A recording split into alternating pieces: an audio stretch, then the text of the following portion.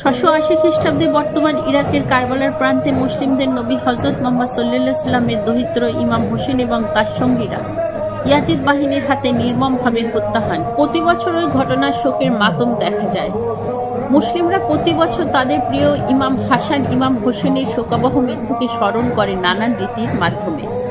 বিপ্লবী নেতা শিরোচ্ছেদ এবং তার পরিবারকে কারারুদ্ধ করা হয়। এই ঘটনাকে স্মরণ করে শিয়া মুসলিম সম্প্রদায়ের মানুষ কালো পোশাক পরে এবং বিশেষ এক প্রার্থনা সভায় যোগ দেন। রাস্তায় মিছিল হয় যেখানে তারা খালি পায়ে হাঁটে।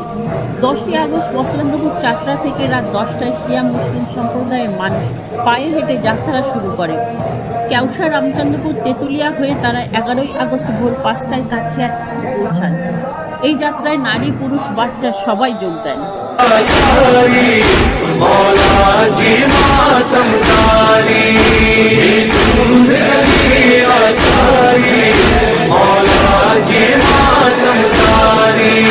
मेहरान वारन जे दिल में मजलूम हुसैन जो आगम पहचान असाजी आहे घर घर गाजी अज परचम इन सारी सिंधड़ियते